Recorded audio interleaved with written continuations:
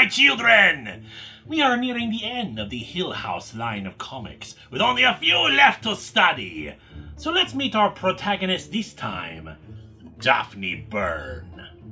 Daphne Byrne herself is a young, intelligent girl who has sadly met with tragedy lately, her father having died at an opium den. Her mother is running out of money to keep them afloat, and it is not helped by the fact that said mother keeps spending what little money she has left on a fortune teller who claims that she can speak to her late husband. She brings Daphne along to experience the séance, but Daphne makes up a story to see if the supposed ghost is real. And indeed it's a deception, which she tries to tell her mother, but said mother is so starved for anything approaching hope that she discards her daughter's pleas. Instead, Daphne has dreams of a boy who says she should think of him as a brother, who leads her into a tomb. He claims to represent her real father and encourages her to kill a small pig as part of some kind of ritual. The boy says that we all have to kill things so we can live, and then we grow to love it. I know I do! When she awakens, Daphne has blood on her, which her maid, Noni, convinces her just means she started having her period. She continues to see and hear the boy,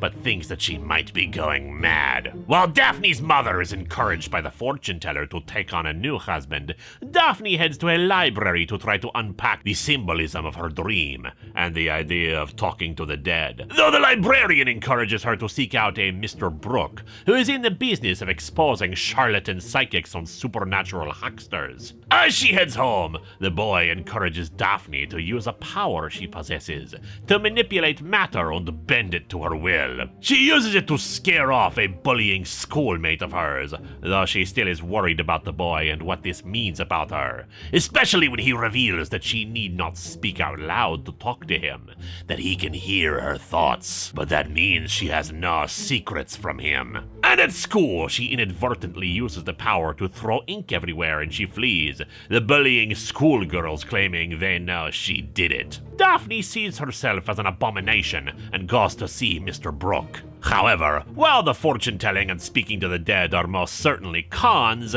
that's not to say that the fortune-teller does not have other designs, as she and a man that she is trying to matchmake Daphne's mother with drug her and prepare her for a wickedly demonic ceremony. As Mr. Brooke acts awkwardly around Daphne, she explains her situation with the fortune-teller, and they plan to expose her at the next opportunity, have Mr. Brooke act as a plant. The boy does not trust him or anyone else around her, saying that Daphne is just as desperate for affection as her mother. He forces her into another dream where they shed their skin and meet a figure that we are not privy to, but the boy says that she's pleased him. At the séance, Brooke exposes a fake floating bell, but the acting of the fortune teller and her would-be fiancé keep her mother enthralled, and she refuses to listen to reason. When her mother slaps her, Daphne almost uses her power to kill her, but instead flees. The fortune teller tries to comfort Daphne's mother, but then lets slip some information she had never revealed before,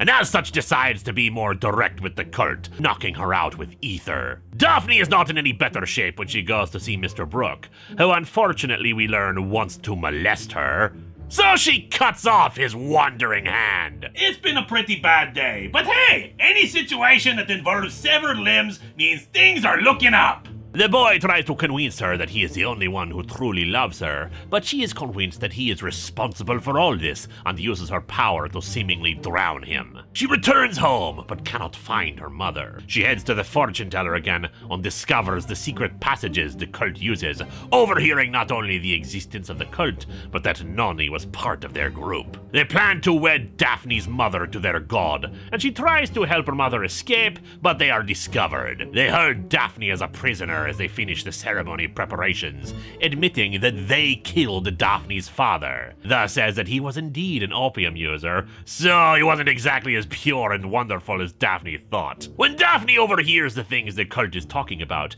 she realizes that the cult worships the same being that the boy claimed was her real father, and as such, speaks in his voice, saying that the cult are fools, that he needs no help to walk in this world, and that Daphne is the child child that was meant to be born by this marriage already, and they dared to lay hands on her. She strangles the would-be human husband, and the cult prostrates themselves in worship, Daphne leading her mother away, while also turning up the gas for the lamps, letting the candles in the ceremony destroy the cult. Unfortunately, Daphne's mother continues to be very poor in her parenting decisions, saying that Daphne has become something evil, despite Daphne's claims that she was just play acting, with plans to have the two move into a convent since they need God's forgiveness. The boy returns to Daphne, and they admit to each other they don't know how much of their performance to the cult was one or the other. But still, a convent sounds rather dreary, so they'll have to make their own fun together. And they start making out. Ew, you kept encouraging her to call you her brother.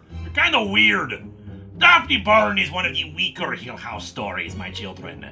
But it is not without the horrific imagery we have come to know and love from the line. Ah!